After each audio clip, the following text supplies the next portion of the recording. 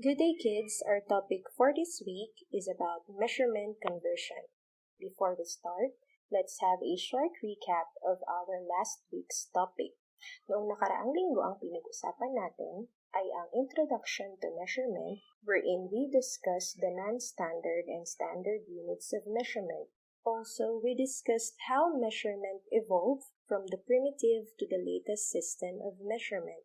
We also differentiated metric from English system and familiarized on the different units of measurement. Your lecture last week will be of great help for this week's topic. Measurement conversion. Our goals for this week's topic are: estimate and get the actual measurements of an object. 2. Define what is conversion of units. 3. Identify common measurement tools. 4. Convert units of measurements. And number 5, solve problems involving measurement. Let's try this activity. Pero bago tayo magsimula, nais ko munang kayo ay maghanda ng isang ruler or kahit anong panukat na gagamitin natin sa activity na ito. Length and height. I have here a table that has item or object, estimated measure, and actual measurement. Ang kailangan nyo lang gawin ay magbigay ng estimated measure o sa palagay nyong maaaring maging sukat ng mga bagay na ibinigay ko sa centimeter at sa inches. And after that, gamit ang inyong mga panukat, ibibigay nyo naman ang kanilang actual measurement sa centimeter at inches. Bibigyan ko kayo ng 1 minuto para sa activity na ito. Let's begin.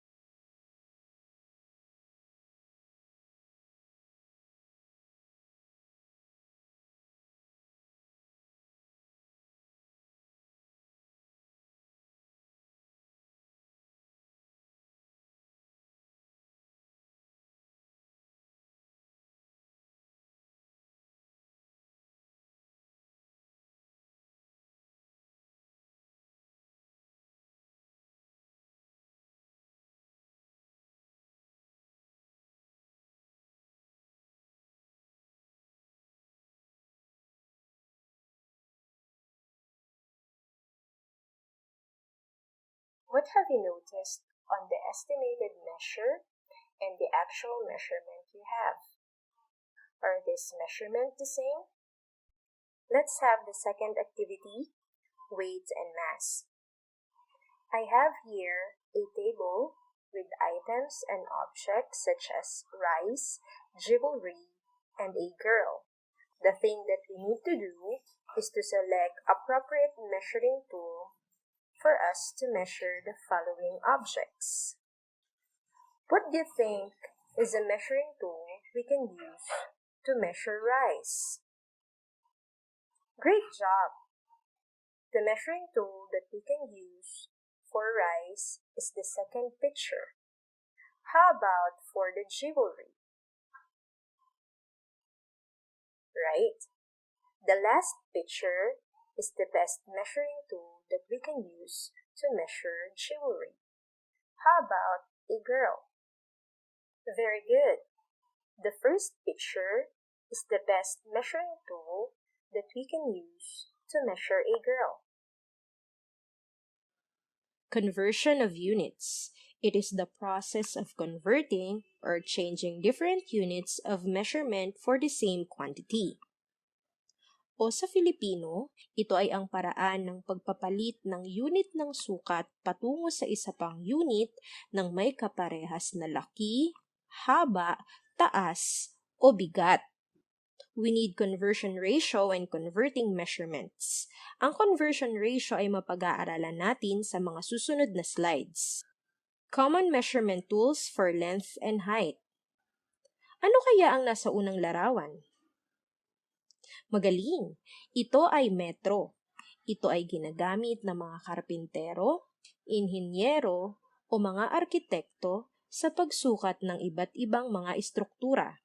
Ano naman kaya ang nasa ikalawang larawan? Magaling! Ito ay tape measure o sa Tagalog, ito ay medida. Ito ay ginagamit ng mga mananahi o sastre sa pagsukat ng katawan ng mga magpapatahi ng damit. Ginagamit din ito kung minsan sa pagkuha ng sukat ng taas o lapad ng isang bagay o ng isang tao. Ano kaya ang nasa ikatlong larawan? Ito naman ay tinatawag na caliper. Ito ay ginagamit upang sumukat ng mas maliliit na bagay. Kita ninyo na parang may pangsipit ang caliper. Dito iniipit ang mga maliliit na bagay upang makuha ang mga aktwal na sukat ng mga ito. Sa palagay mo ang pang-apat na larawan, ano kaya ito? Mahusay! Ito ay ruler.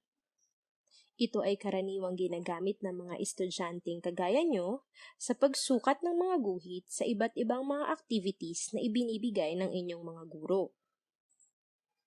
At ang huling larawan, ano kaya ito? Tama! Ito ay meter stick o sa ibang salita, ito ay tinatawag ding yardstick.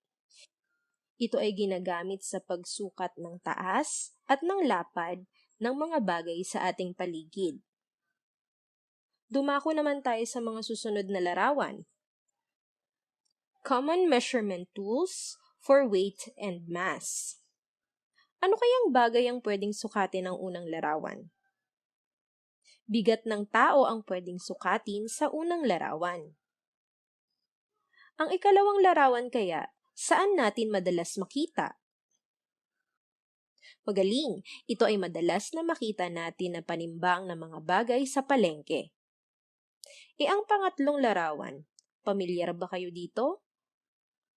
Maaaring ang mga nakapunta na sa airport o nakapag-travel na sa iba't ibang lugar ay pamilyar na sa ikatlong larawan. Ito ay ginagamit na panimbang ng mga bagahe kung ikaw ay pupunta sa ibang bansa.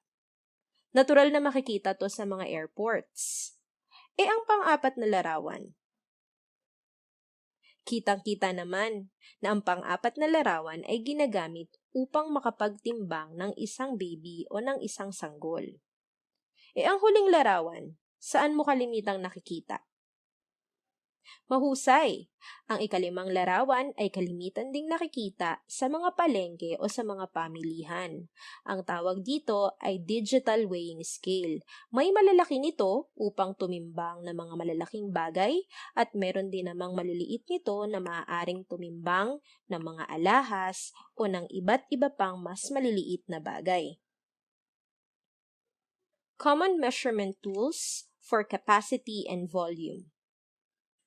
Pamilyar ba kayo sa unang larawan? Tama! Ang tawag dito ay cylinder or graduated cylinder. Ito ay kalimitang makikita sa mga science laboratories na ginagamit na panukat ng iba't ibang uri ng likidong kemikal. Ang ikalawang larawan naman ay tinatawag na measuring cup. Ito ay maaaring makita sa ating mga tahanan, lalong-lalo na sa mga kusina, na panukat ng iba't ibang mga ingredients ni nanay. Pamilyar ba kayo sa pangatlong larawan? Marahil, marami sa inyo ang nakakita na nito. Ito ay tinatawag na medicine dropper. Saan nga ito karaniwang ginagamit? Tama! Ito ay ginagamit sa mga bitamina, mga gamot o mga antibiotic na pinapainom sa mga maliliit na bata, lalong-lalo na sa mga sanggol. Ang pang-apat na larawan. Tama! Ito ay medicine measuring cup at syringe. Ito ay kalimitang ginagamit sa pagsukat ng iba't ibang uri ng gamot at bitamina.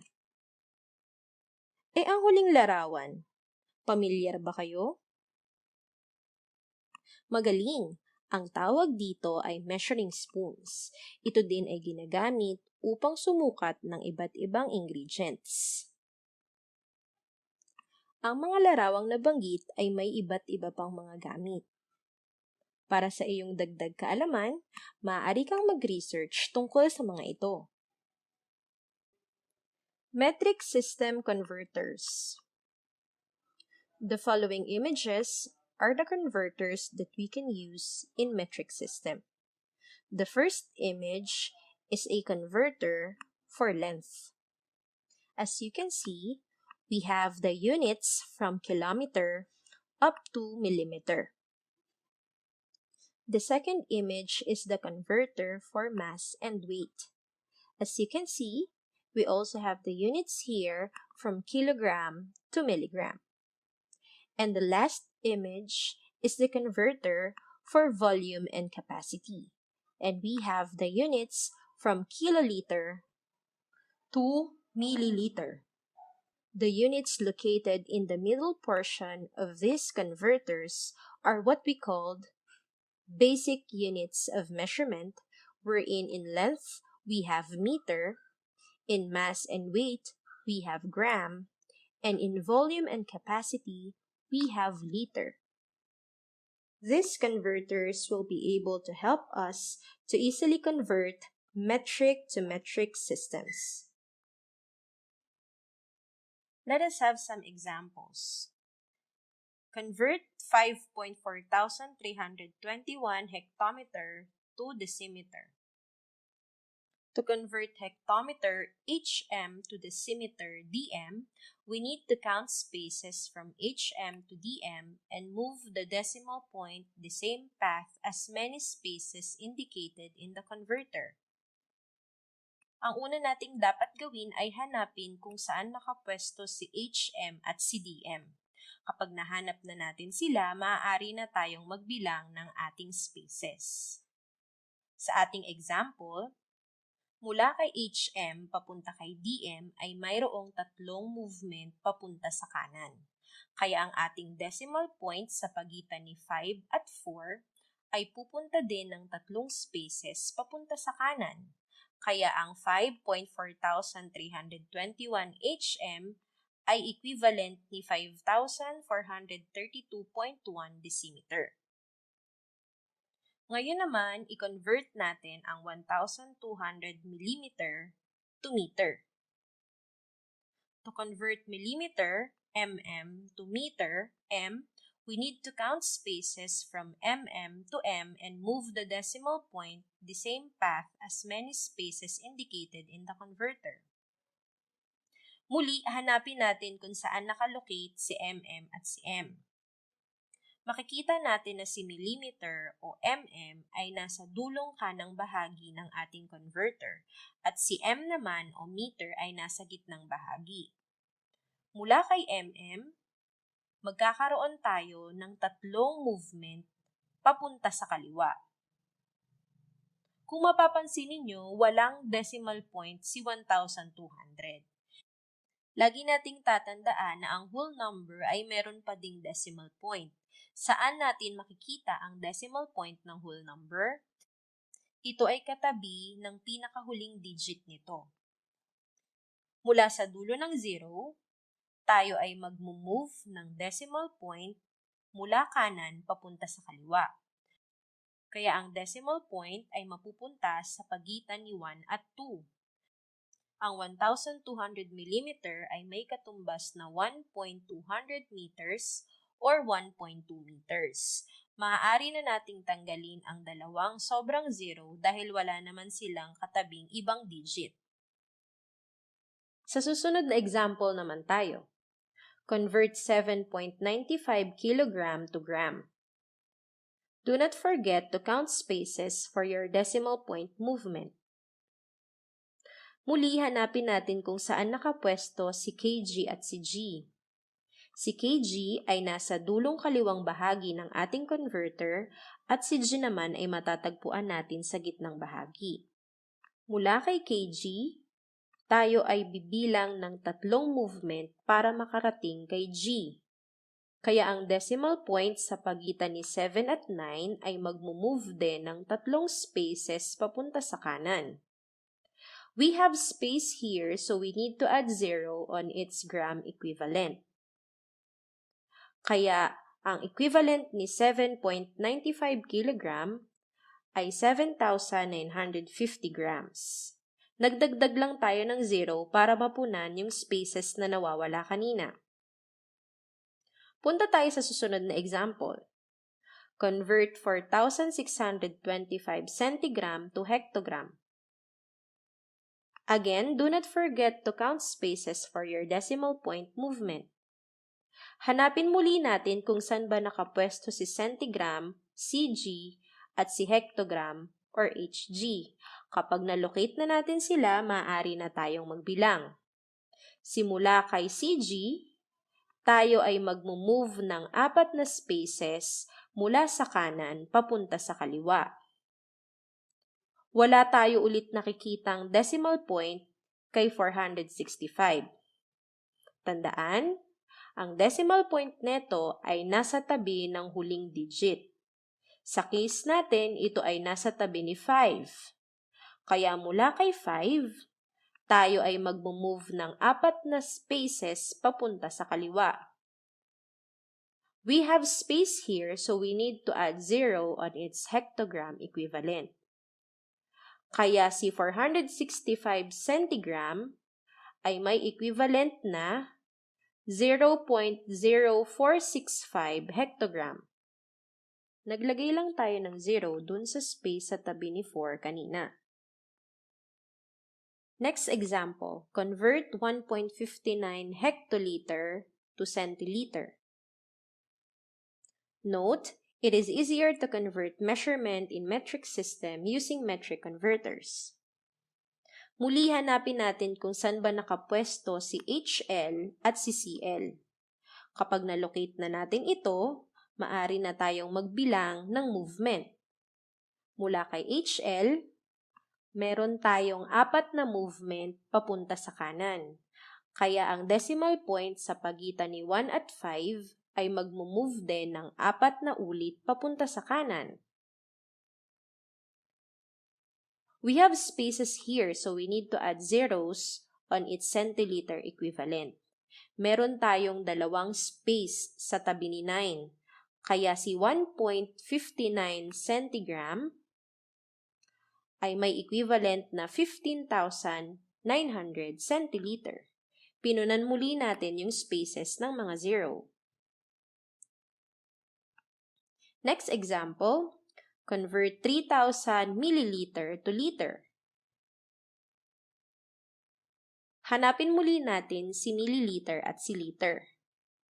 Kapag nahanap na natin sila, tayo ay mag-move na ng spaces. Mula kay milliliter, tayo ay mag-move ng 3 spaces papunta sa kaliwa. Tandaan, ang decimal point ay nasa pinakadulong bahagi ng huling digit.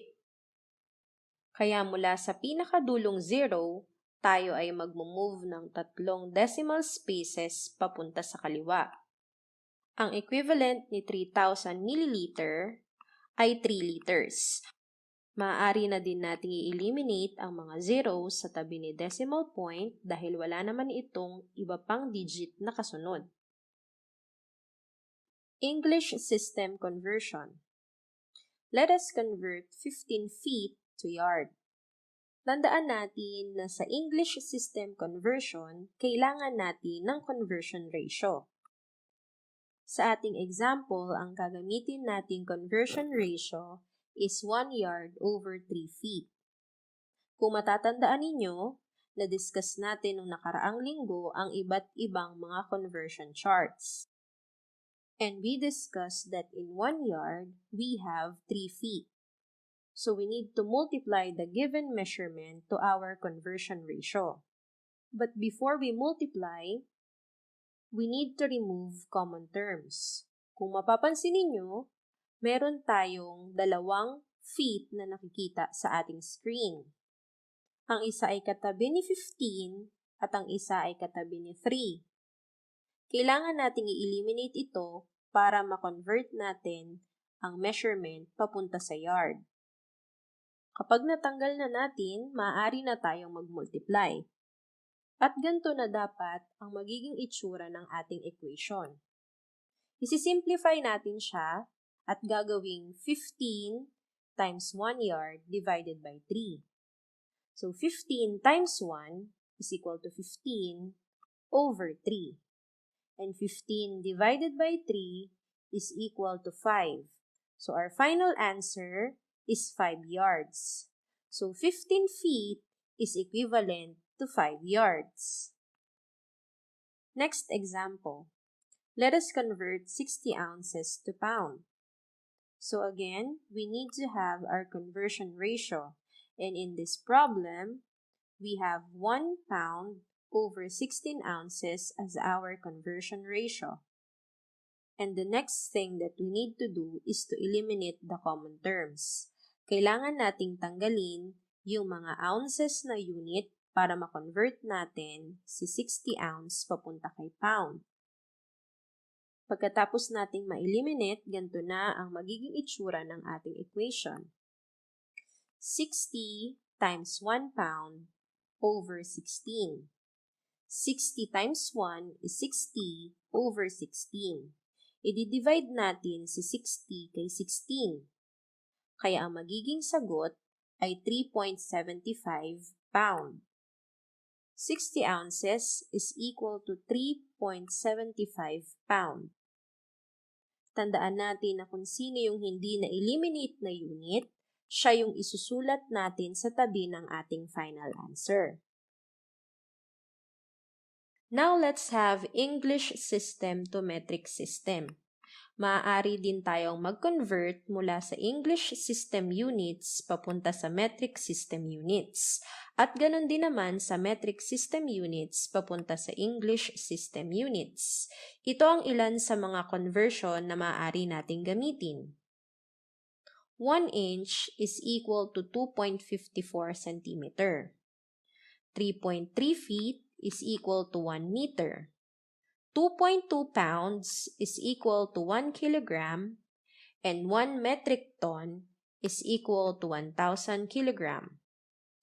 Ito lamang yung ilan sa mga kalimitang ginagamit nating English system to metric system units. Magbigay tayo ng ilang examples. Convert 3 kilogram to pound. Ngayon, gagamit muli tayo ng ating conversion ratio. Ang ating conversion ratio ay 2.2 pound over 1 kilogram. Muli nating i-eliminate ang mga common units. At sa ating example, kilogram ang common units. Kaya kailangan natin tong tanggalin para ma-convert natin ang number papunta sa pound.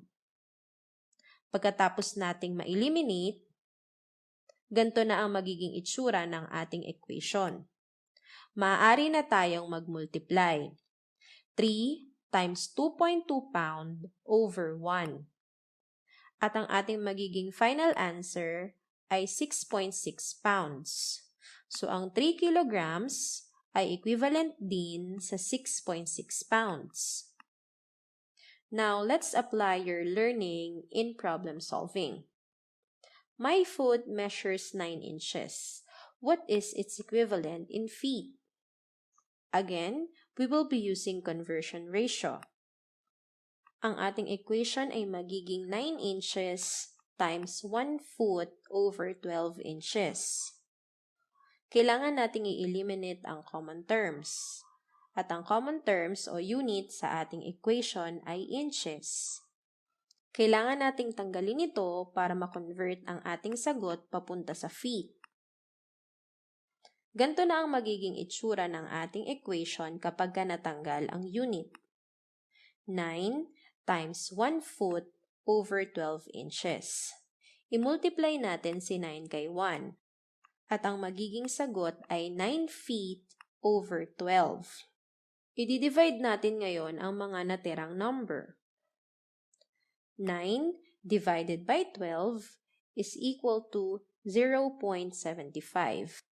At ang natirang unit natin ay feet o foot.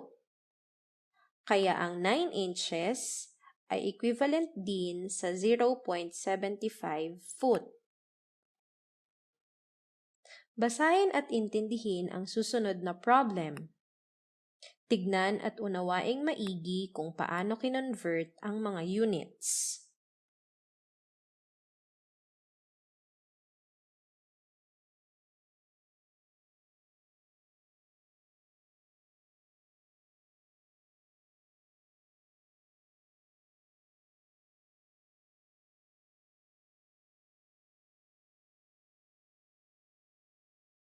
Nakuha ba kung paano ang paraan ng pag-convert ng mga units? Mahusay! Dahil may natutunan ka sa pag-convert ng measurement, sagutin natin ang mga susunod na tanong. Let's analyze. In which system is more easy to convert? Prove your answer. Sa palagay mo, saan ba mas madaling mag-convert ng unit? Sa metric to metric ba? English to English? Or English to metric system? Tama, mas madaling mag-convert sa metric to metric system dahil sa paggamit ng metric converter. Differentiate the process of converting metric system and English system. May pagkakaiba ba sila? Tama. Sa metric system, maaari tayong gumamit ng converters. At sa English system naman, tayo ay gagamit ng conversion ratio. Tayo din ay magmumultiply at magdi-divide sa English system para makuha natin ang converted units ng ating measurement. Things to remember. Metric system conversion. Ito yung mga bagay na dapat nating tandaan pag tayo ay magko-convert sa metric system. To convert smaller unit to larger unit, move decimal to the left. Example, centimeter to meter. To convert larger unit to smaller unit, move decimal to the right. Example, kilogram to gram. English system conversion. Ito naman yung mga dapat nating tandaan pag magko-convert tayo sa English system. Identify larger unit from smaller unit. Multiply when converting large unit to small unit and divide when converting small unit to large unit. And always use conversion ratio. Now let's have practice exercise 1. Convert the following to its equivalent measurement. Isulat ang inyong sagot sa inyong mga notebooks o sa malinis na papel. Number 1, 345 centigrams to milligram. 2, 1,375 milliliters to deciliter. 3, 68 decameters to centimeter. 4, 5 feet to inches. And number 5, 10 pints to cup. Practice exercise number 2. Read the question and convert the measurement given. A girl named Sarah weighs 45 kilograms. What is her measurement in grams? How about in pound? I-convert ang inyong mga sagot sa practice exercise 1 and 2 at ito ay tsetsekan natin sa susunod na linggo. Nakatapos na naman tayo ng isang buong aralin at alam kong excited kayo na sagutan yung mga gawain na ibinigay ko sa inyo. Kaya huwag niyong kalimutang tandaan, the only way to learn mathematics is do the mathematics. Thank you and see you on the next week's video.